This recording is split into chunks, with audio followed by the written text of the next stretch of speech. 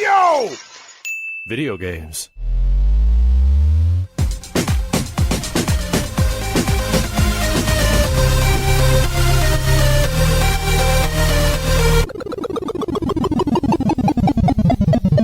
What up, dudes, and welcome back to the YoVideogames podcast. I'm Matt. And I'm Andrew. Once again, thank you to all our generous patrons who've kept us going for over 500 episodes. Yeah, if you're interested in becoming a patron at any level, please check out patreon.com/YoVideogames Dude of the week is Mason Y. Thank you, Mason. Thank you. Brand new dude. I think less than a month now. So thank you so much. Yeah. This is our Sony State of Play February 2026 post-op. Yeah, so, we're going late again this week because they keep announcing these things. Luckily, Sony gave us a little bit of a heads up because it was like Monday, Monday on Thursday. And then Nintendo was like Wednesday on Thursday. So we were basically going off the record of leakers that, for Nintendo. So at least Sony gave us a little bit more of a heads up. Also, Sony went for over an hour. So yes, 70 minutes. They were.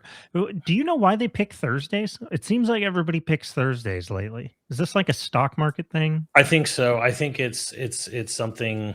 Although if it really was stock market, you'd think they do it on a Friday. But then again, I guess it's to see if it whether or not it'll rally. Maybe it is like that because think of it this way: insurance. So you do it on Thursday. So if it's a good conference, stock market rallies on Friday. If it's a bad conference and it crashes on Friday, well, whatever. The weekend comes and then it cools off. So by Monday, you could even put out whatever damage control you need to over the weekend. So by Monday, things are back to normal, whatever. I don't know. Anybody who knows that, I pay a fair bit of attention, but I know there were certain storefronts that generally they update, demos and new releases go up on Thursdays.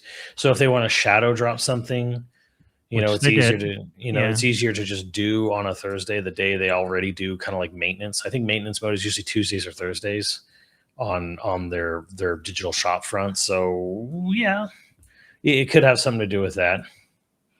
Yeah, I don't know. I guess the starting point for this is to say that right now Sony has definitely whipped it out. They're winning whatever it is that this competition remains because Microsoft is basically but they had one of Microsoft's own major games at their last showcase there with Beast of Reincarnation. So yeah, it's over. I also noticed that a lot of these games are PC as well, like PS5 PC. Yeah. As it will continue to be, going forward, it's just going to continue happening because the cost of these games is just way too high now. But this was good because I feel like the gaming as a whole kind of needed a win after a couple months. Honestly, I don't think TGA was okay. TGA was not bad, but it wasn't great, and it ended on kind of a sour note, and that's a real sour note now. And then Microsoft, nobody watches it, so it almost doesn't even matter. And then Nintendo had that sort of partner direct, the sort of with the wet fart ending on Todd Howard's wet fart. So everyone was kind of really hoping for a really nice hype buzz, something you can really rally behind kind of direct. And Sony mostly got us there, I would say. I feel like they delivered. There's only one real major critique that I have of it is we didn't see anything of Wolverine unless I missed it. No.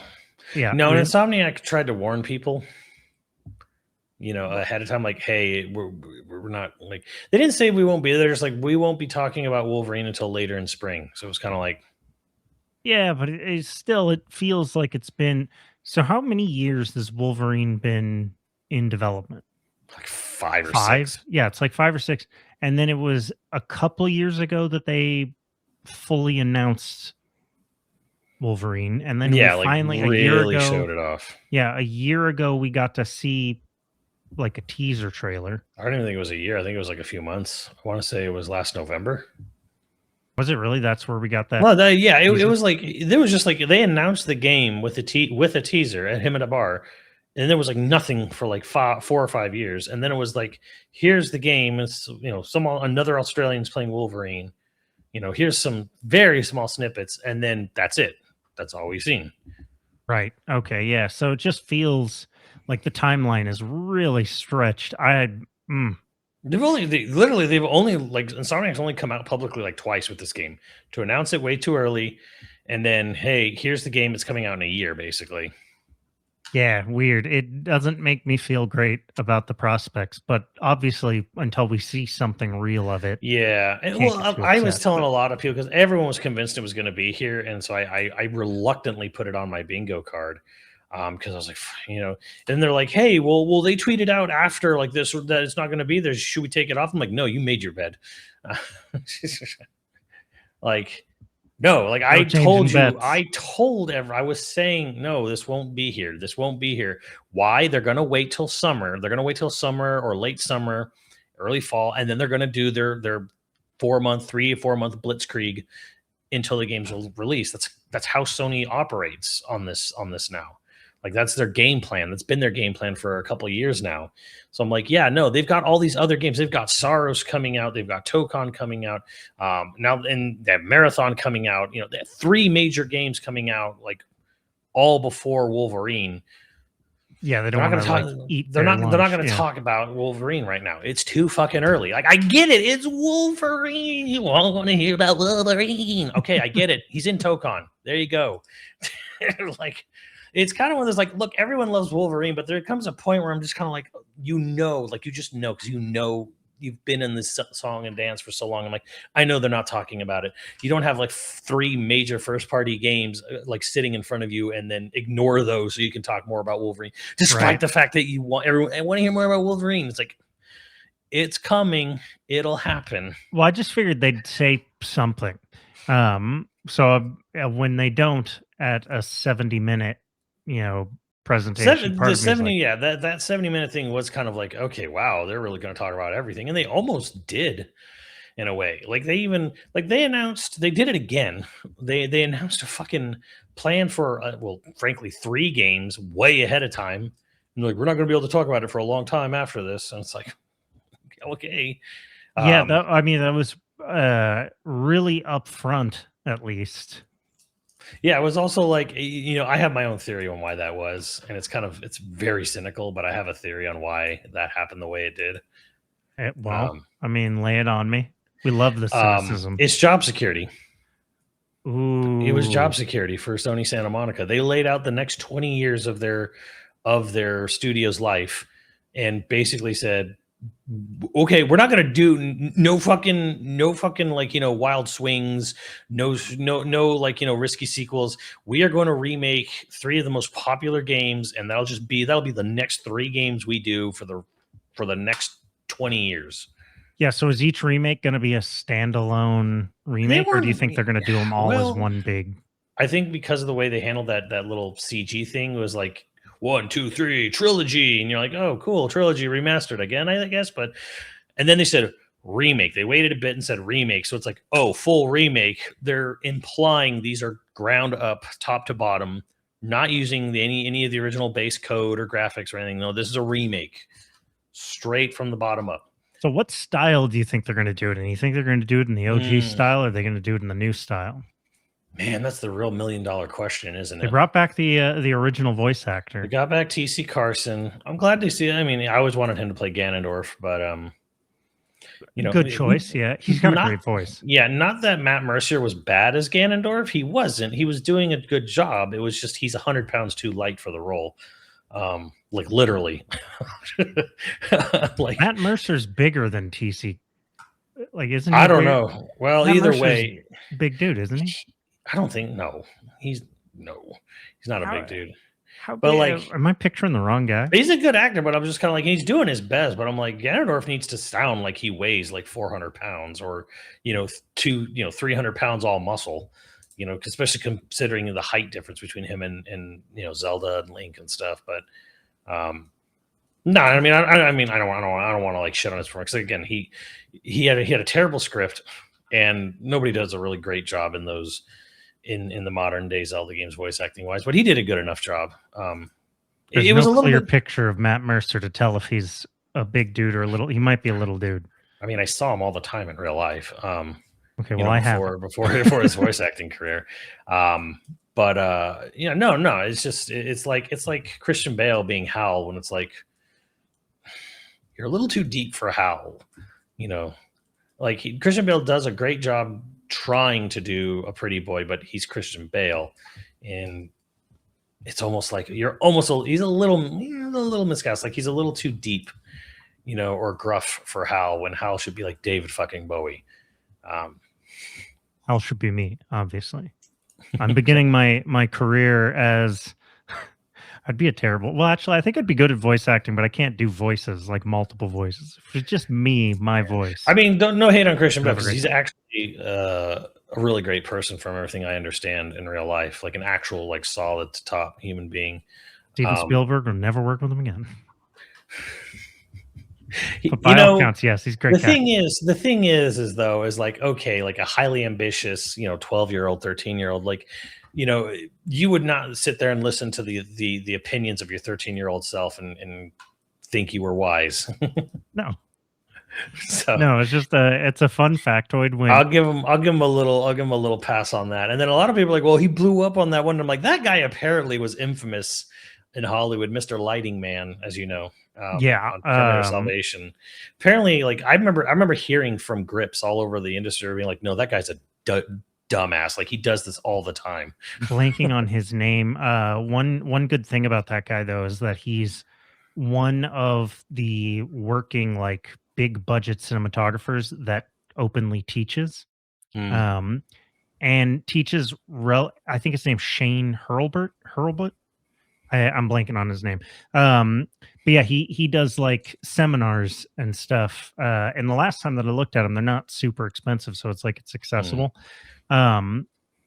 Which is rare. I mean, outside of the because everyone that thought he grew up was on the losing internet. his mind, but a lot of people are like, no, he does this all the time. Like he walks on set during filming all the time.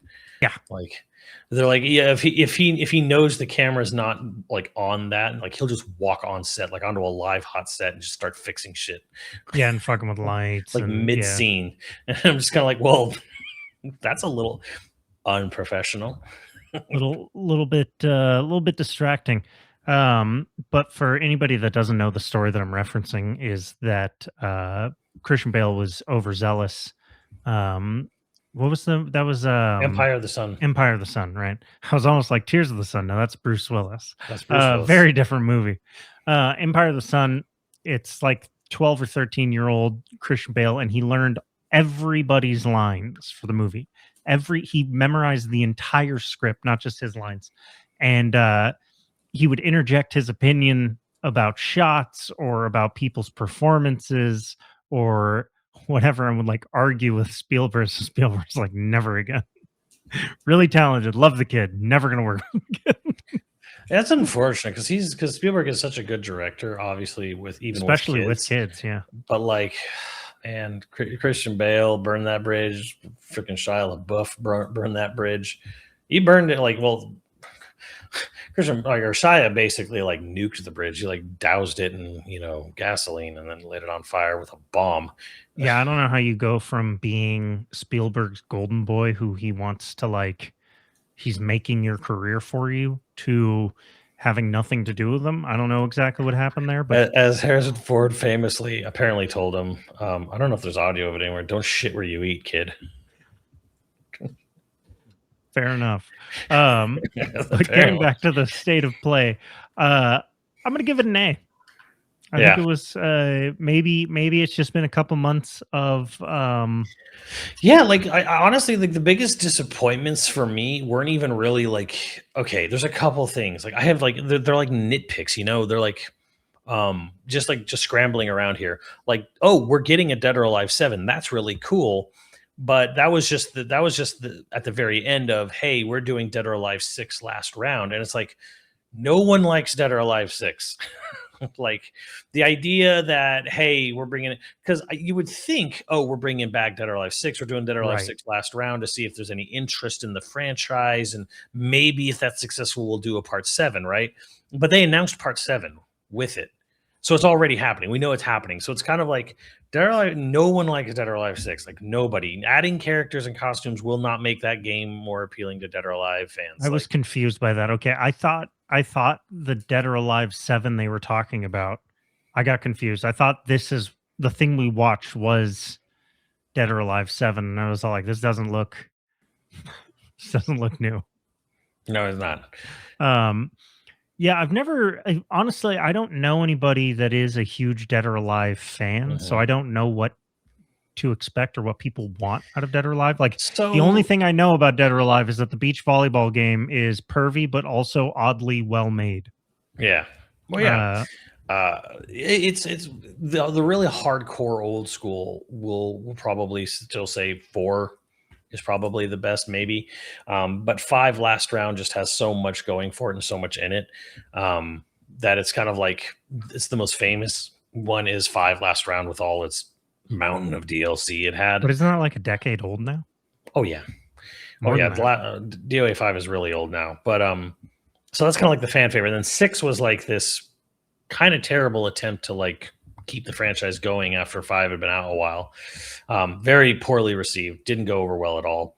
They kind of just dropped support for it pretty quickly, and Dead or Alive went into a black hole. But hey, they're bringing again. This is a nitpick. Like it's like we're bringing Dead or Alive back. There's going to be a part 7, and here's part 6, Last Round, coming out this summer. Sort of whet your appetite, and it's like if only it was actually a hidden gem and not just the thing that killed the franchise. So it's not a remake of 6; it's just a re-release. If anything, think of it like a big patch. Like a big balance tune patch. We're gonna add stuff to it, add characters, costumes. So, and that's kind of neat. Yeah, like nitpicking. Also, other nitpicks like, Metal Gear Collection 2 was kind of it includes 2 of the least wanted. Only 2 games. Like really, like you couldn't throw Rising in there. Like no, wasn't it three games? Technically, yes, because it has Ghost Babel, which is actually to me the most exciting one because that's the hardest one to play. You know, anyone who had a PS3 could have played Metal Gear Solid 4, and then Peace Walker was on a bunch of things. There was an HD version of Peace Walker. Peace Walker was on PSP originally, right? PSP, and then there was an HD version on 360, PS3, PS4, Xbox One. So Peace Walker's been easy to play. Metal Gear Solid 4, that's been difficult because it was only ever on PS3, but it's not like it was a rare game, And Peace Walker, if I remember correctly, wasn't all that popular. No, Kojima had a really big thing for it because for him it was like he almost considered it Metal Gear 5 before Metal Gear 5. But yeah, it's like, okay, like again, not a hard game to play even right now. 4 is hard to play because it requires a PS3. But it wasn't exactly like hard to find or hard to come by. It's not like it's more just, hey, it's out of PS3 jail. Great. You almost could have just released that alone. Again, Ghost Babel is really cool. It's a Game Boy Color game. So, your calculator could emulate it. But it's cool that it's there. I was really hoping they would have thrown Rising in there or something more. Maybe some of the other PSP games. Rising's not really a Metal Gear game, though. It's the best Metal Gear game. It's its own thing. It's the best. That Shinobi Ops game is more of a Metal Gear game than Rising is. Which I'm sort of excited for that. That's a year away. That was one of the few games that was not this year. Next year. But yeah, I don't know. Like nitpicking. I'm like, seems kind of. It's a bit of a bummer that it's like, okay, there were 5 games in Collection 1. There are 3 games in Collection 2. Well, is there even 5 games that they haven't, other than Rising? Like there's Rising, there's Acid 1, Acid 2, and I forgot about Acid. Yeah. I don't know if Portable Ops was on the first. I don't think Portable Ops was on the Collection 1. No. Acid was also PSP, right? Yeah. I don't think Portable Ops was on the collection. So I think, we're missing Portable Ops, Acid 1, Acid 2, Rising. Which was the one that had like cards? Acid. That's Acid. Yeah. Okay. I didn't play that one. Yeah, and then Ghost Babel was also missing, but hey, it's here. There's also Metal Gear 2: Snake's Revenge, the American only version of Metal Gear 2. I forget that there's a bunch of like Game Boy Metal Gears that I don't think I ever played because Well, there's the MSX ones, which there's an NES port, right. and then we never got the real Metal Gear 2. We got a exclusive version called Snake's Revenge. That was just a completely unique game just for America. That wasn't on the collection. It was the MSX versions of Metal Gear 1 and 2 on the first collection. And now Wow. the funny thing about the MSX I learned is that the M stands for Microsoft. It was a Microsoft computer that they sold almost exclusively in Japan way back in the 80s. Huh. Well, they can do it again. They can do They are doing it again. Shit, No, they should just call their new system the MS Xbox. and that would be better than whatever they're going to call it. I do. Yeah, we could get a re-release. We could get a master collection just for Windows, though. Konami should do it. It'll be one game. It'll be beautiful. Any major like surprise for you? Where you were I like, was kind of surprised Kenna 2 is getting a sequel and that Sony's funding it. Kenna, and also it looks good. Yeah. I didn't. The first one I remember it was like 3 hours long. It wasn't very long at all. I beat the first one. I think it was a little longer than that. I remember it being like very short. People said that was like its only knock was that it was short. Yeah, it was kind of like Star Fox Adventures, kind of short, if I remember right. For like 7-8 hours. Yeah, something like that. Yeah, it was good though. I mean, there was some issues with the real time combat, which obviously they're already addressing. So that was happening. Getting a brand new Castlevania is pretty nice. That is cool. I'm not really sure I like the art style yet. I want to see more of it, but everything else is kind of cool. It's weird though, because again, it's being done by 2 other indie studios. It's not being done by Konami internally. Right. Konami proper. Like the only thing Konami's actually doing proper, like that's internal, there's 2 new things. There's the Octopus game, Darwin's Paradox, and then there's RevCore or Rev something. Rev Noir. What the yeah. I know what you're talking about. They're doing a JRPG. Yeah, it's Rev Noir. Rev Noir. Which cool, I guess. I was only like the thing that sold me less the trailer and more the guy like, hey man, like we love JRPGs. We want to make a JRPG. We're a bunch of people who just love them. Like, cool, go making a game you want to make. That's good to hear. It looks like a Tales of game, honestly, but whatever. I did sort of expect it to be a Tales of game at one point when I was first watching it, but I don't know. I don't mind that. I think people that really love JRPGs are going to be sort of. I can't remember the last JRPG that people really got excited about. What Expedition 33? Oh yeah, I guess that would be it. The French one. Have you noticed that a lot of French themed stuff lately Popping up? Yeah, well, like the next Silent Hill seems like it's going to be in a French town. Or like someone was saying it was Scottish, but I'm like, it's European one way or the other. Scottish, really? It looked. I don't know. Well, I mean, it is foggy and by the ocean, so it does scream Scotland.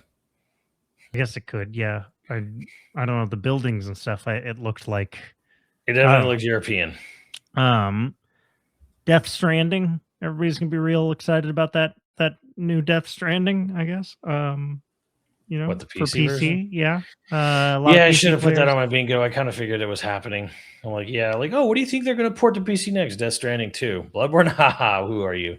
Oh, you know what? Actually, interesting thing that I've noticed, and this isn't necessarily a fair criticism, so, but every time I see more about Pragmata now, I get less interested. And I don't know why it's when we first saw it, I was like, ooh. Now that we know about the hacking thing, combat, I'm kind of like, And then this last look at it, I'm kind of like, I don't even know if I don't know if this game's for Honestly, I me. don't know why they even had a trailer for it, because the game is actually turning a lot of heads in a positive way because people are playing it because the demo's out, which good. Demo's Oh, great. see, I haven't tried the demo yet. It's great. It's actually running. It's shocking, dude. It's the most impressive thing about the demo. It honestly is the Switch 2 version, which is like this thing runs as well as the others, except for like the hair is a little less, rendered or a little less crazy. Interesting. Well, okay, so tell me, so the combat's not slow then? No. I don't know why I You'll was get your getting like ass all the kicked movement and everything. If you're not quick, you're gonna get stomped. Because all the He's a movement in the heavy- trailers look. He's a heavy dude. He's got weight, but he's also got like rocket boosts on his waist. So, yeah, Okay, he's okay. a chunky dude, but he can like boost forward and to the side or whatever. I'm gonna have to download this. I don't know why. Like when we first saw it, it seems like 5 years ago now. Yeah. 6 years ago now. When we first saw it, I was not expecting what it turned out to be at all. Yeah, I don't know if anyone really was. I don't know what we expected it to be. Eco-like, Shadow of the Colossus. Like, no one was really sure. Puzzle-like. A lot of people, I think, like gravitated towards puzzle solving game. I was sort of expecting like not a horror game like Dead Space, but like that style of like exploration action. And I guess in a sense it is that, but it's like an empty world with, well, I don't know, it's weird. I like that it is not what we were all expecting it to be, but I guess I was just starting to lose interest in it. But now that you're saying that it's getting a lot of like, maybe I'm wrong. I could be wrong. It's actually very positive. It demos very well. Speaking of demos, 9 is apparently not getting a demo. Not at all. Well, it comes out so soon. It's almost out. There's no demo. There's still no demo. They did a brand new trailer. No demo at the end of it. We're not getting a demo. I think it's fair to say at this point. That's okay. We all know we're going to get it. Like if We all know the we're gonna demo get came it. out, yeah, like the demo came out, would it convince you not to play it? Yeah. And again, You're I'm excited for the game. I'm going to play the game. A part of me is frankly, a little annoyed. And this is where I lose everybody, where I'm just kind of like, I'm so sick of fucking Raccoon City in the police station. I feel like I've been in the same place with the same plot and the same villains and the same everything. It's like, I criticize Miyamoto all the time because he wants all his games to just repeat the same story over and over. And that's fine for Mario. They come up with like whatever reason to go to a different kingdom or whatever, right? But Right. like, yeah, it's one thing when Mario, where it's like, okay, save the Princess Peach, whatever. I'm from Bowser. I get a little annoyed now because Zelda is basically like treading into this where like he's just repeating the same story over and over. He's finding a different way to tell the exact same story. He did it with Star Fox as well. They kept remaking Star Fox 1 over and over and over and over again. And I feel like it's not necessarily the same because it is a progression. The story is progressing like linearly on a timeline with Resident Evil, but it's like, fuck, dude, we're still in Raccoon City. We're still talking about zombies. We're still talking about the fucking T virus. Like, we're gonna go to the police station, and I'm like, Yeah, it's got to be a retread. We got to go to all the old haunts. Like, I'm sorry, but fuck, this feels like a fucking fan fiction writer was consulted to create the next Resident Evil game. See, it feels like what happened is that Winters wasn't an interesting protagonist, and people were too connected to the like. My biggest like fault with the series is that we have gotten too attached to Chris and Leon specifically, and it's like, and I like Leon, but like we're so attached to them. Can we just? There's a million other people that were in Raccoon City. I mean, and then the other thing too is that like Leon's infected. I'm like, we've been fucking beating down that horse since the early 2000s. Multiple times he's been infected. Dude cannot stop sticking his dick in it. Right. He just keeps getting it. So then, like the trailer, he showed his hand. I'm like, oh man, Leon got the 7-year itch.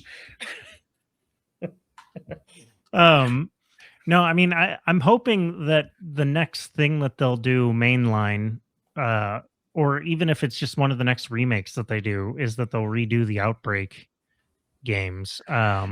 I don't even want that anymore because I'm like, no, leave the city, please. Fuck.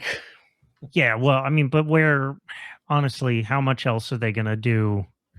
I think they lost the plot honestly again. I think Resident Evil already kind of screwed itself a little bit with starting with 5, where they went running back to the series, like, characters and canon, even though it was set in Africa. They still were kind of like running back in a way to like, oh well, let's go back. And then 6, even though 6 was a globe-trotting game, it was still like, here's a Midwest town and there's a zombie apocalypse and here's Leon and you're gonna drive around in a cop car at some point. It's just like, oh, fuck, dude.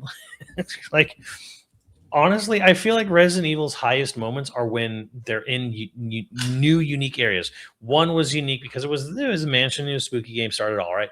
2 was, okay, now we're in the city in a police station. That's a retrofitted museum. Cool, right? Everything kind of gets derivative from there. 4 is the first time it's like, what the, okay, now we really flip the script. We're going way somewhere brand new area, new enemy types, new everything. It's not a virus, it's a parasite, new gameplay mechanics. Like, everything is just brand new. And then they do it last time that was RE7, where it's like new area, new virus, new everything. Like, everything's just kind of new. And I feel Resident Evil is at its best when we are just having no idea where this is going. But I don't know. Personally, for me, I'm just kind of like, I am tired of fucking Raccoon City and T viruses and Spencer and the guy. And now it's a scientist, who work with Spencer maybe or some shit. And it's like, Well, it wouldn't be whatever. that bad. It wouldn't be that bad if we weren't retreading Leon and the police station. And it's like if it was just I don't know. what's It her just, name in an Yeah. insane asylum, and she got kidnapped and taken back to this place that we haven't been in 20 years. Oh, Sherry or something. Yeah, and it's like, okay, if it was just that and we weren't retreading old heroes and member berries and stuff, I think it would be great. And I still think this is going to be great. I'm still probably really going to like this game. Oh, I'm sure I'm going to love this game, but there's a part of But me I that's agree just, with you where it's like, yeah, we need to move on. I think the remakes are doing something that I really enjoy. And I hope they remake Code Veronica, because that's still the game's trash, but supposedly happening. So yeah. and I hope they expand on the Rockford Island area, like the Merc Yeah, training and all that stuff. there's definitely things they could do there that would be interesting, if they ever get around to doing a remake of that game. That would actually be kind of exciting, because there's potential there. There's like something, because it wasn't, it was somewhere different, and it ends in Antarctica in Code Veronica. So like, there's something cool could happen there. Like, it's just, and again, how have we never gotten a Resident Evil that takes place on like a The Thing style Arctic base, isolated Arctic? Like, how have we not gotten that? I guess that's technically Code Veronica, but Code Veronica's, well, no, but close. I guess that's kind of there. I'm sorry. Go ahead. I sound more down on the game than I really am, because I'm not down on the game. I'm just kind of down on the idea that it feels so. I hate feeling patronized, or I don't know if that's the right word. But I hate the idea that it's like, you remember this, you love this. How about more of this? Yeah. I'm like, well, yeah, like, actually, bears, everybody doesn't like. To pivot once again to my eternally beloved Xenoblade. 3 came out. Tell me more. 3 came out, and people, like, including our listener, longtime mod friend Al Zero, was like, I'm kind of annoyed how, like, they don't acknowledge any of the things in 3's world. They don't acknowledge any of the past things. Like, these characters are from this race, right? Like, or they're these locations, that they don't acknowledge that as any history. I'm like, because the story of the game was they didn't know. And I actually thought this is actually kind of a good thing, because it takes place so far in the future that it's like all language, culture, identity for, say, is gone. They have no idea. These kids have no idea. Like, oh, you're a high Entia race, right? With the wings, but it's like, they have no idea. And they're like, oh, why you got them wings? I don't know. Like, and like, oh, why are some people like have like metallic frames, and like they're mechanist or they're machina, but they don't ever call them that because they don't know that word doesn't exist to them. They like their whole history was erased from them, and they're in a fucking eternal proxy war, for the Right. uber elites.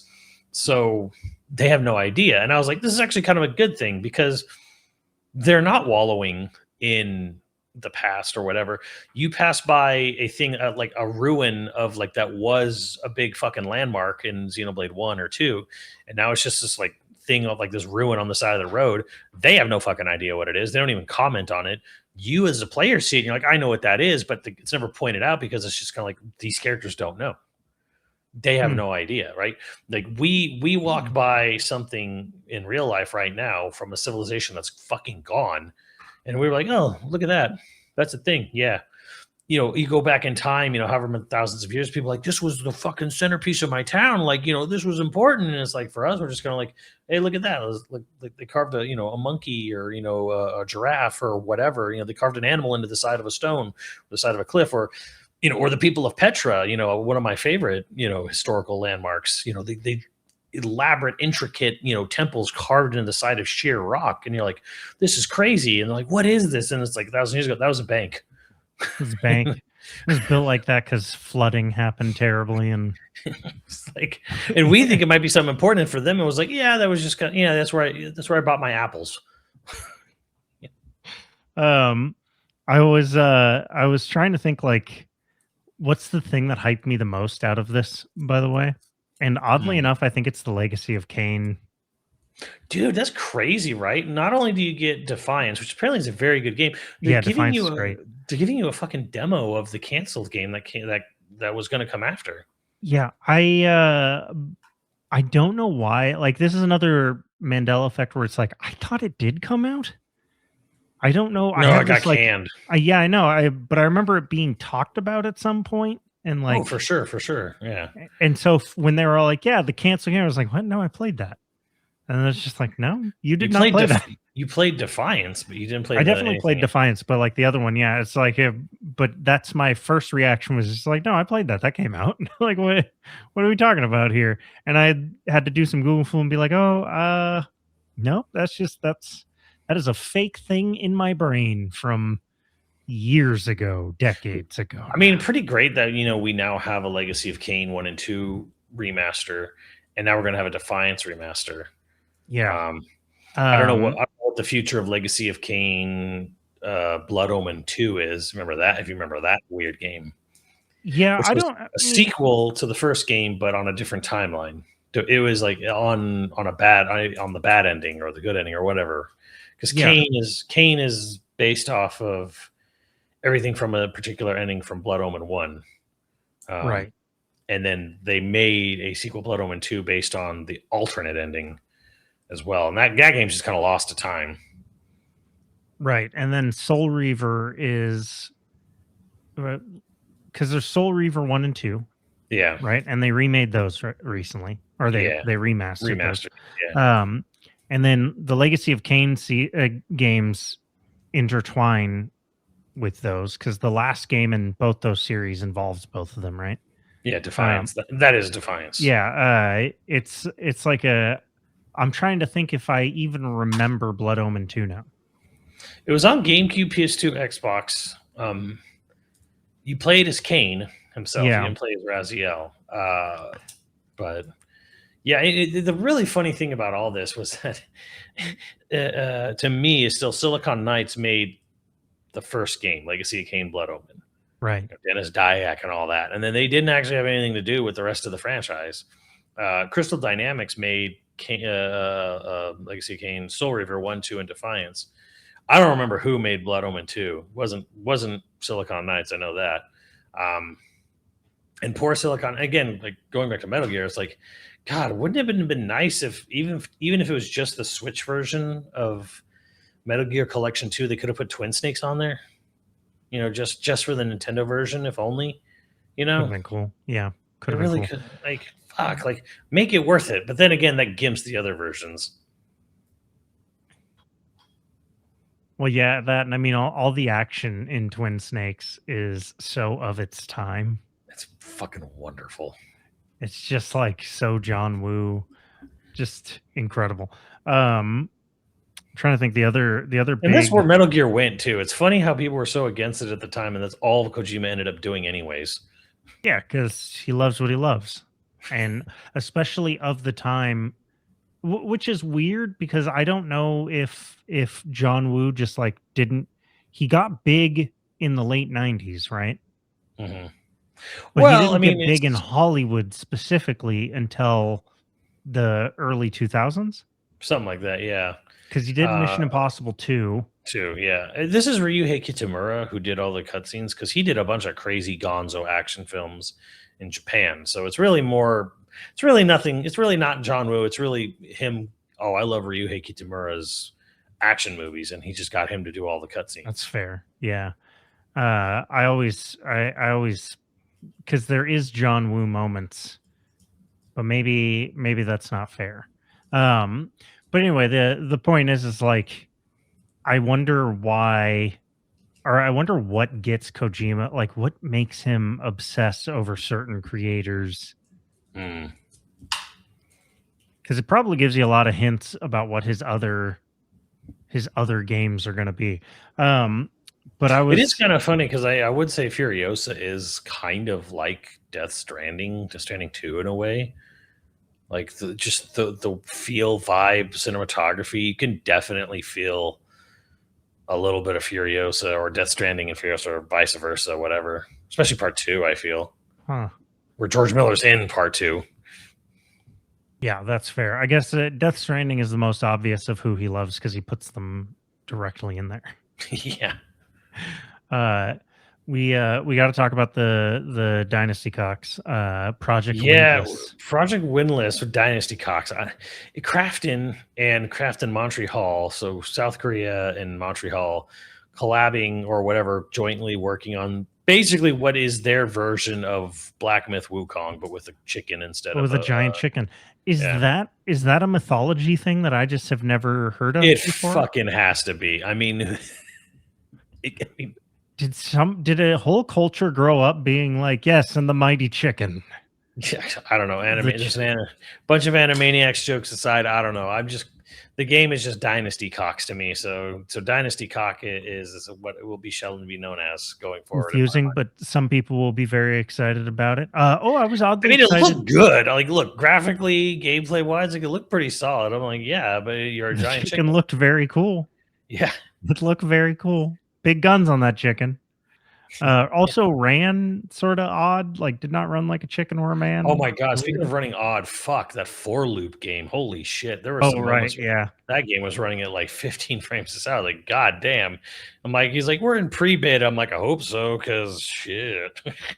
I'm not sure why they talked about it so early Yeah, either. They're in pre-beta, and I don't know. That was a weird one for me where I was all like, yeah, this probably needs to bake a little bit more. There's ideas there though that I think are very cool. yeah, there are, but Um, it was almost like, man, you might be showing this too early because it's kind of killing first impressions. yeah, I'm not sure. I'm not sure why they decided to go that super early. Control Resonant, by the way, the action looked good. Looked really good, a little slow, like right? Doesn't the whole thing feel like a little underwater? But Well, I don't know if that was the stream on my end because the stream on my end was stuttering. I was watching on YouTube mm, directly and their stream was stuttering, but mine wasn't stuttering. It was just like everything was like slow. Like you could just like like the flow of it was just really like fluid but floaty slow. and Yeah, maple syrupy, where like yeah, everything's happening underwater type thing. Um, I didn't get that, but I could see that with the because every time they do the transition to like yeah. switch where that like things definitely slow down there. Hmm. So I don't know. I just want to play it. I want to get hands on. I want to feel Yeah. this because I'm like, all right, well, how does it feel? Because the feel will matter more than anything. Like if this game doesn't feel like $1 million to play, you forget it. You know.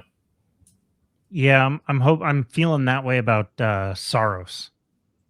Mm, Saros is either going to also be fair. real great or we're going to get hands on and it's not going to feel all that good and it's going to ruin Mhm. it because right now Saros is like the AAA blockbuster game that looks the cool outside of RE9 that has me the most like ooh.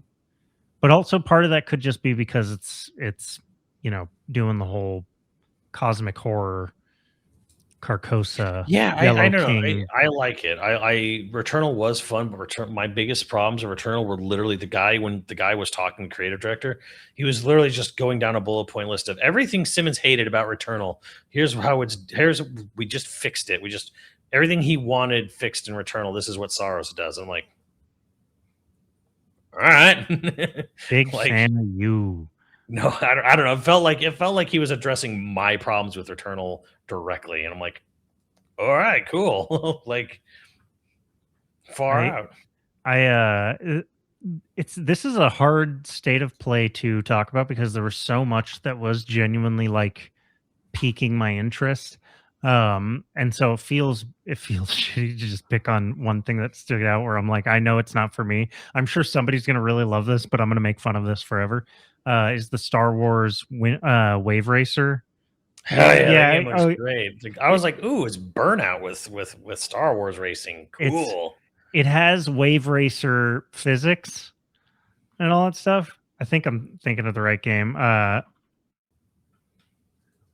Where like you're gonna like, Well, you are on a hovercraft, so yeah, you're just like spinning out, and I don't know. It has that very, yeah, Wave Racer is the game. And I'm like, oh, the physics of this are either gonna be really stupid fun or hyper frustrating, like you're driving over water. It's gonna be, I don't know. Like, the thing that is what people were dying, like they were like crashing into people and killing yeah. them mid race, and I was like, yeah, that's what I need. Yeah, I'm surprised they didn't try to do pod racing because it's pod racing without the pods, basically. You can pod race in the game. Well, here's the thing, because it's So you supposed can to get be a pod. Yeah, it's post Return of the Jedi, and the whole setup is that Galaxy's kind of in shambles because the Empire just got overturned, and it's really lawless now. So it's all underground. There's no official big pod racing organization anymore. This is all fucking dirty underground racing. So people just like come in with whatever chop shop, vehicle they can, and all the races are super illegal, like super like under the radar, and there's no real rules. It's just like if it runs, it runs. It's a death race basically. And I'm like, yeah, this is a good idea. Wait, did you watch like an extra thing on it? It came out after it was announced at the Game Awards in December. Okay. Like they put, I don't know if it was a blog post or the developer basically hey, here's the game, here's the setup, and I'm like, that's a good idea. So Like, are you building your own custom racers and stuff? Like I think you do. I think you do build up your own vehicle and stuff. Well, maybe not your racer. That's But maybe more intriguing. But yeah, it's supposed to be like this. It's just like this really dirty underground, like a racing circuit that's like all totally like unofficial, because that's why there's all these different vehicles in there. It's not just pods. It's whatever kind of anything. Yeah, whatever runs kind of thing. And I'm like, cool. So I wonder if there's going to be any kind of like Twisted Metal-esque like offensive, defensive. Like that's not what I'm combat, thinking. but And that's what excites me, because the whole thing is like, okay, well, yeah, because it's a whole underground, no rules kind of death race. Murder your opponents. I'm like, good. it could be what a lot of people really want. I don't know if it'll be for me, but all right, it's not as bad as I was picturing. Obviously, the best game shown was Darwin's Paradox. No, you know what? John Wick. Okay, the graphics don't look great. Doesn't it remind you of like a late PS2 game? Yeah, it's got like Gumby the Punisher or something. But you know what it does have? You remember we were talking about how like a good movie game, like they've sort of stopped making movie games, and this is way, after the fact, after the movies and stuff like that. But part of me is like, this is either going to be a horrendous money grab train wreck, or this is going to be like the action in it and the fighting and stuff is going to be so good that we're all going to be like, oh, everything about that game should have sucked, but instead it was great. Like I'm kind of rooting for that game. Although, yeah, I'm rooting for it. We knew it was John Wick before they said it was John Wick because people were like, "Is this another Bond? Is this Mission Impossible?" I'm like, "No, dude, that's John Wick. John Wick. Yeah, That's it was. John Wick." And I'm like, if they don't have Keanu on this game's done before it even releases. Oh yeah, but we knew Keanu was going to be in there. Yeah, but like they confirmed it, and I was like the whole reveal at the end of the trailer. I'm like, yeah, man, if you didn't get Keanu's little face likeness voice, like what were you doing? Just don't make a John Wick game.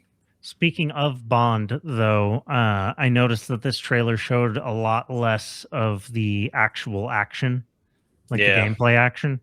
It was very much a movie trailer. Yeah, because the last one that they did where you got to actually see gameplay and everybody was like, oh, it's Hitman. It's Hitman. It's exactly like Hitman. And the developers were like, yeah, and it's going to be nothing like Hitman. And then it's Hitman. And if you love Hitman, you're gonna really love this. But you shouldn't have even said that. Like, why even run from it? Like, just we're fucking IO Interactive. We make Hitman games. We're making a James Bond game, so it's gonna play like a Hitman game, but you're James Bond. The end. Like that should have just been like how you handled it publicly from the start. Like, yeah, we're Hitman devs. We're gonna make a James Bond game that's like Hitman. Yeah, which I don't think would have sold anybody on it very well, except ardent Hitman fans. And obviously there's a lot of Hitman fans. Look at how many Hitman games there are, but it just seems so slow for a Bond game. It's really going to depend on how I think what's really going to happen here is it really needs to depend how are they going to nail the spy actual aspect of it, because that's one thing James Bond games never really did. Like, they're all shooters for the most part. There's even a weird racing game, but it's like, how do they handle this is where their forte actually comes in well, because Hitman being blending in and disguises and all that jazz. This is actually where they could actually be unique and come in and be like, all right, now you're gonna be James Bond, you're gonna have missions, and you're gonna have spy things and like multiple different outcomes or reaching the goal different ways. Like, I feel like their expertise could actually come in good here to make a unique James Bond game. I don't know how I feel about the main character. Like, I get it. It's a young James Bond. It's James Bond Jr. Based off of the actual book Bond. So he's got the scar and all that stuff. Yeah. But he's not even in the MI program yet. Like, this is like his recruitment years. He's a commando. I have been rewatching all of the Bonds. I'm now in the Timothy Dalton era. I just watched The Living Daylights last night. So I think I'm like halfway through. I don't know. I'm one away from the Pierce Brosnan movie. You need to find a way to boot up your old GameCube or something and play From Russia with Love, the video game. I don't think I ever played that. Yeah, I didn't either. But dude, it's a third person shooter. It's one of Sean Connery's last performances. No shit. Yes, the Sean Connery. Yeah. Hey, I don't know if this is controversial. Money on stuff. So the Thunderball remake, Never Say Never Again, which is technically it's a non-canon Bond film. It's Sean Connery coming back in the 80s. It came out the same year as Octopussy. It's actually great. It's a great movie. Yeah. Yes. And in a lot of ways, I think it came out right as Roger Moore was clearly getting tired of playing Bond. And he's not in shape anymore. He's clearly aged out. And then here comes, an old Sean Connery, but still fit and looks like an action star, like old man action star of the 80s. And it's Irvin Kershner. No shit. Yeah. It's great. And the original Thunderball was like, yeah. If this would have been the original Thunderball, you're kind of like, hell yeah. And Sean Connery's great in it. I don't know. I have no idea. I remember I've seen all of the Bond films over my life because my dad loved the Bond films. So we watched them like every time they were TV movies. So I saw them all out of order and crap. Not that you need to watch them in order, but now that I'm going through in order and I'm realizing, I think I've seen every single one. I remember my dad loves Thunderball. Like, he loved the original Thunderball and had like a thing against the Never Say Never Again. And now that I've rewatched them, like, but Never Say Never Again is way better than the original Thunderbolt. You don't suppose it's just sort of like boomer nostalgia boner? Like Maybe literally? it might have just been that it is because it was like not an official Mhm. not an official one. I Like, don't know. I mean, come on. The Rock is one of yeah, the it's an best Bond unofficial movies. Bond film. I was talking to Elise where Maybe we're one of like, the best. yeah, we're gonna watch all the Bond films. She was like, yeah, we got to watch them all in order. And I was like, okay, but right after Goldeneye, we have to watch The Rock. And she was like, what? And I was like, yeah, that's about the time when The Rock fits in. She's like, The Rock, and I was like, yeah, The Rock is a Bond film, and it's confirmed. Sean Connery confirmed it. Okay, so we're gonna slip The Rock in right after Goldeneye. Hell yeah. I mean, it basically is a Bond movie in a lot of ways. Sean Connery said that's the only reason he agreed to do it. Michael Bay told him he's playing Bond. It's James Bond. The Rock's character is literally, and he was like, I played it like James Bond. It was my last, kick-ass Bond thing. Like, there's an interview of him literally saying, like, he is playing James Bond. They're just not allowed to say the name. It's Bond if he got caught. Yeah. That's it. And so,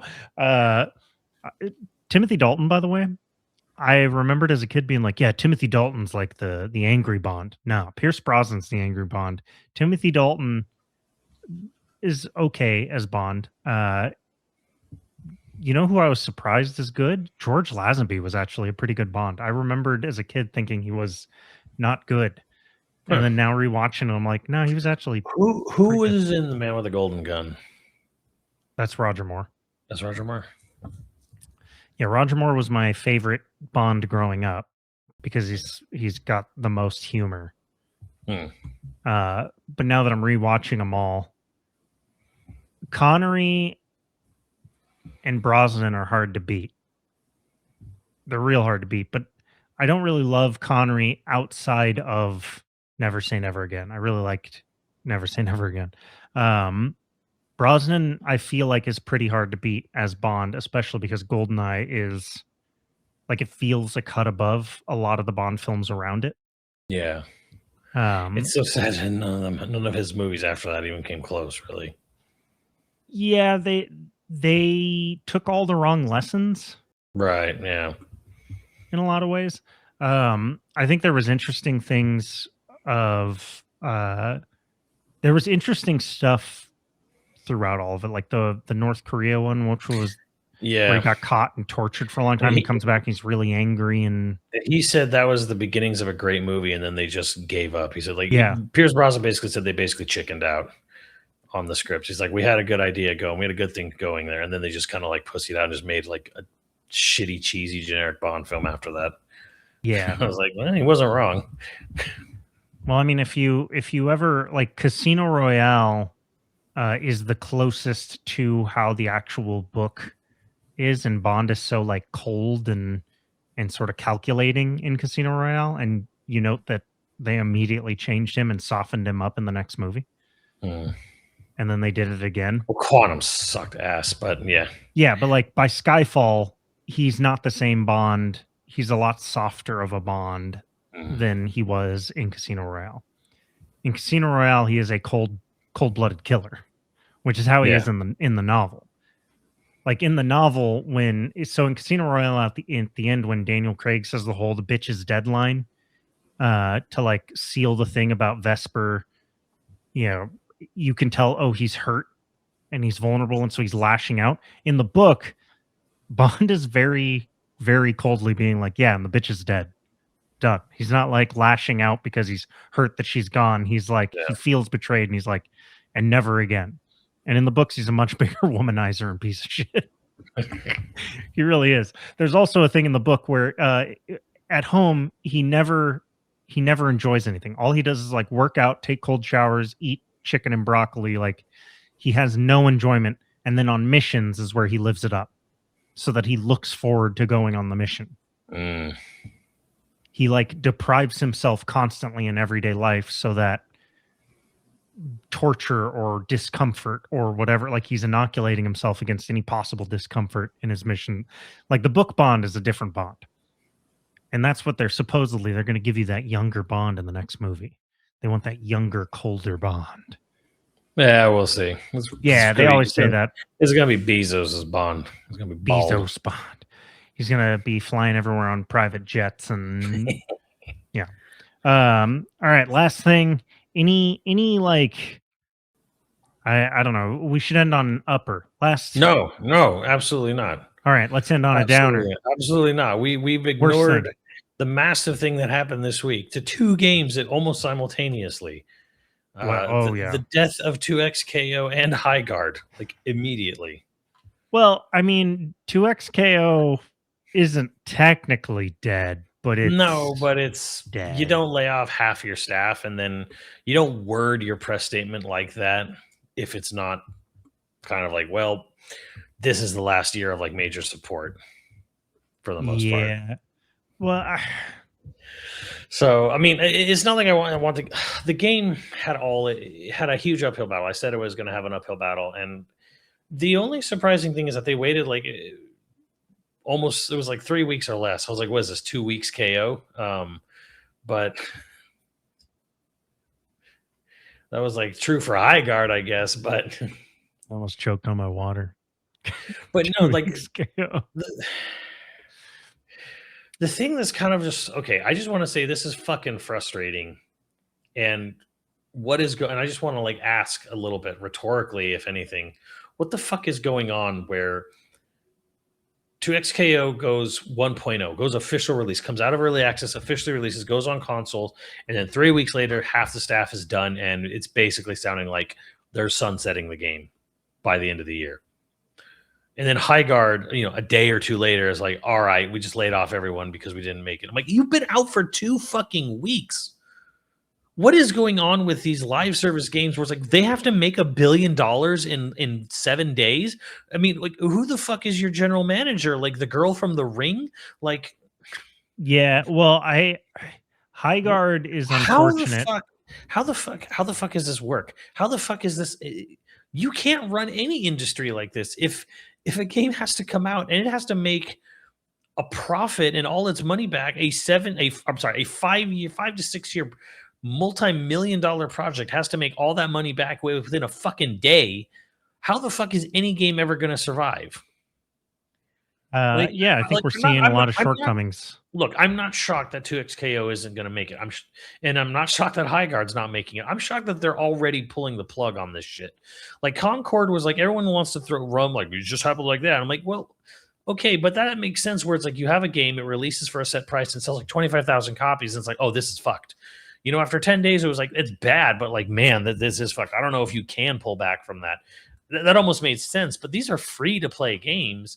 And they're not giving them any time to get their legs. Yeah, exactly. Like okay, like a game that requires people to buy in and people aren't buying in, then it's kind of like, well, it's kind of a doomed thing. I know there's like, look, man, the launch numbers or the day 2, day 3, day 4 numbers for Highguard and 2XKO, like they just weren't there, man. This shit wasn't going to come back. We can't keep a full staff on. It's like, doesn't that seem like a little crazy? Because I mean, there have been games where they came out poorly and then eventually found their footing and then like came back and were big. Like granted, it's a much smaller game of 4 people working on it, but Among Us did that, right? It came out and did fucking nothing, and then all of a sudden it found a fucking audience later on. No Man's Sky is a really good example. Like Final Fantasy 14 was a huge fucking massive investment, tons of failure, loss, whatever, and they had to remake the whole fucking game with a whole new staff, and now it's their cash cow. So we're literally like, games are treated like the fucking baby inspector in 300. They look at it like right after it's born and go, nah, and they throw it off a cliff. Like, yeah, part of it is that the industry, especially maybe more than any other industry, is hyper online. And so like seeing online reactions poisons the whole thing. Yeah. Everyone online is super loud and angry, and only the worst shit gets put to the top. Yeah. I'm not saying that's what happened with 2XKO or Highguard or whatever. I'm just saying, like, when you have a hyper online industry, especially the executives that are making decisions, I imagine it probably colors things too.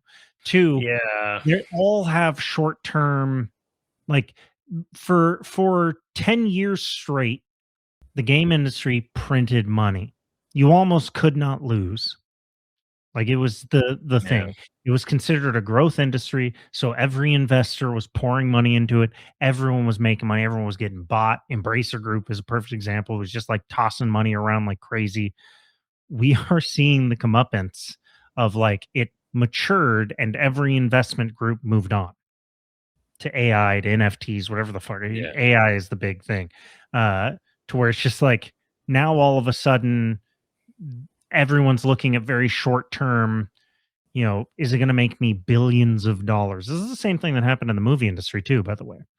Studio heads used to have slates of 20 to 30 films in a year, and then they slowly got rid of them all to have like one, sometimes 4 movies a year tops. But some of them literally will only do 1 movie a year, and they'd be like, no, I want 1 movie that's going to make billions, not 10 movies that are going to make millions. Like they'll literally throw all their eggs in one basket as though they have never heard or understood the point of that metaphor. you know, um, It's just crazy to me because because it yeah, is I not. get it. Everything Not. I hear is like, look, High Guard wasn't anything special. It wasn't terrible, but it just kind of didn't really have any real reason to pull people away. And I get it. I get it. And I'm not even saying that like High Guard was doomed to failure or High Guard could never have come back. I mean, I feel like it could have. I just feel like Highguard had some really interesting ideas that yeah, it's caused just it would cause good gunplay. The problem that I had with Highguard is that you had to really try and force those moments, at least in mm, my experience, where it didn't seem like you could go whole matches where like you may be getting one gunfight and it mm. just happens Yeah, that the gunfights are one happening thing I elsewhere. have heard, and again, I have no idea if it's true, is that the people making High Guard were spending money they didn't have on Mm, that game. mm. So that's why there was like this immediate, like it needs to be profitable, like minute one kind of thing. Yeah, and I Yeah. could also, there's And like you things said, about maybe it's like an investment thing where it's like they got an investor group involved or they took money from someone and they wanted an immediate return on right. release. And they've like, oh well, it's not looking good. We may not make that money back for a while. And they're like, fuck you, like, like liquidate asset or whatever. There's also the problem, and this every shooter has to be able to be. This is my own theory. I don't know. Somebody else smarter probably said this, but every shooter has to be able to be understood from 30 seconds of gameplay. Yeah. You have to be able to understand the whole deal in 30 seconds, maybe even shorter. You know, That seems honest to me. That seems fair. Highguard had a lot of overlapping ideas with, like, say, Apex Legends, was because obviously they Yeah. were all Apex guys, but 3v3 and stuff. But like all the best things about Highguard wasn't something that you could really explain Hmm. that quickly. Yeah, it's like Um, having to explain a joke. yeah, and Should like there just are be immediately genuinely funny. great ideas in Highguard. Um, I don't think there was any easy way. If they would have done a blitz where they somehow forced enough streamers to play it for a week straight, so that by the end of the week you got to see those ideas getting played out, because streamers would be figuring out the best ways to play the game as soon as possible. And Maybe then, that's what I heard happen with Concord. Because there was like people who came forward after Concord's disaster, and they're like, we put out a bunch of things for influencers, but we knew the game was kind of doomed because the influencers would we pay them to play the game for an hour, and they play it and then they stop and they never went back. yeah. And they're like, that was kind of our telltale sign there that this is not good. Like Well, when people like doing sponsorships, they do it and then they don't play it and like they basically just drop it immediately afterwards. They don't go back. They just go back to their other forever game. And yeah, I'm sure that is disheartening. is exactly what happened a few minutes ago with Marathon. A bunch of people were allowed to play Marathon, and several of them immediately after like an hour, went back to Arc Raiders, and Oh no, really? yeah, I watched it happen in real time. I had to watch. I was like, oh, I want to see some gameplay, and I think it was Psychosis. A dude was like, "Oh, check out Burnt Peanut." And I hopped over to Burnt Peanut on Twitch, and okay, well, I'm not gonna watch that guy. I tried, I did for several minutes. So I was like, "Oh, Nick Merckx is playing," or other known shooter. And by the time I had gotten in there, they had already switched back to like Arc Raiders. And it's like, oh, and then everyone that I kept, there was like a list of 5 that I saw when I first got on there. And everyone that I saw except Burnt Peanut, they had already switched to something else. And I was like, oh, okay, that's not a great sign. Marathon is something that I'm confused by, because I want it to be good. I want Bungie to return to form. And I don't find the visuals that upsetting. It does look unfinished, but it also looks like a 3D printed environment. Like I get the idea there. They're going for something there. I understand it not working for people. But every time I see stuff of it, or we see it, like their official stuff seems to be avoiding showing me what the game plays like. Again, that 30 seconds of gameplay that makes you understand what it is. And then when you watch an influencer or like a streamer or something playing it, half the time that I have watched them, they're either in menus, just sort of sitting there, which oddly, the Marathon menu looks a lot like the Arc Raider setup menu. Oh man. But purple, which is fine with me. Purple, my favorite color, but I need to see something happening. Or it's like a confusing, the map seems really empty and they're in a big gunfight from across the way. And then there's occasionally NPC. Like there's just, it feels like everything we see with Marathon is shooting themselves in the foot, and I want it to be good. And I keep wanting it to, and I keep waiting for it, and it's just not. So I'm going to find out on the server slam. I'll find out for myself, and we'll see. But I mean, it's a great way, like, get everyone in there. Just don't have Steve play it, because he might enjoy it, and then it'll be dead. And then it'll be doomed. It'll be dead for weeks. Because I remember he asked us in like January, like it's like a couple weeks ago. He was like, "You guys try High Guard?" I'm like, "No, I didn't try High Guard." I'm like, "Yeah, I played it. It's really fun, actually." I'm like, "Fuck, Steve." I played High Guard. There is fun.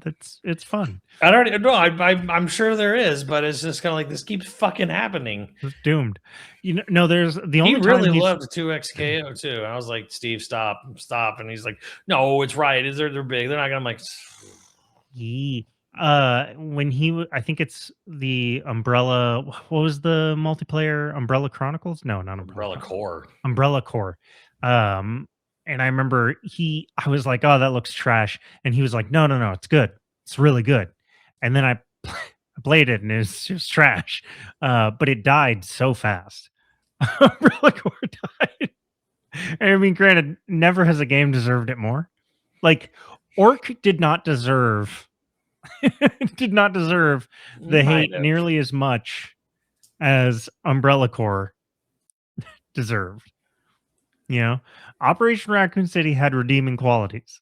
Not a lot, but it had them. Umbrella Corps had no redeeming qualities. It was just bad. The idea that there's still people, by the way, that like wish it'd come back, crazy. Nuts to me. Mostly Steve. It's Steve and people who watch Steve play. No, I mean, there are dozens of them. It's really unfortunate, man. It's just not fucking fun. I mean, it's funny, but it's not funny anymore, man. Like he had literally 2 games he enjoyed it like within weeks of getting released. How do you feel about Concord?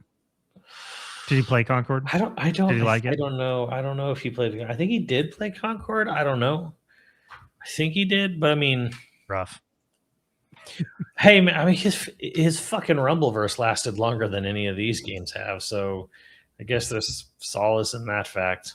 Steve is to gaming what a friend. I had this friend from high school who we used to call him the Notebook because he made girls cry. For some reason, back to back, 2 different girls that he had like finally hooked up with, both immediately started crying. The fuck. No explanation. Just we're like emotional people. Like one because it was beautiful, another for. But I remember him like right after high school being very confused about this. Steve is that, but for video games. I know. Well, he's a social gamer and he loves social gaming. The problem is a social, like when a game I like comes out and it doesn't do well, like a Xenoblade, I'll be real, whatever, they do enough. Whatever, the game's still there. You know, I can go and play the game anytime I want, whenever I want, forever. Like what I love about the game is still there because it's a single player experience. A multiplayer game costs money to keep up and running. Yeah. So if it's not earning lots of money all the time right away, it's gone. Well, you know how they used to include at least 1 year of budget, or in the budget stuff. Oh, 1 year of yeah. running it. They used to Wow. do Yeah, I that. remember that. Mm. Jeez, pretty a pretty big bummer there. And on that note, we've got patrons to thank. Leave it on a down note. For an A. This was an A state of play. Okay. An A state, the state of play gets an A. This industry gets a fucking F. F. We're still leaving on a downer. On that note, we've got patrons to thank. If you're interested in becoming a producer at any level, please check out patreon.com/YoVideogames podcast. Dude of the week is Mason Y. Thank you, Mason. We appreciate you. And our producers for this episode are Dragon Wolf Makoto, Donglemeister, Zybernite, Tech Turtle, Scrunami, LCL Mayhem, and Ziggy Z. Thank you, dudes, and we will catch you next time. Later, dudes.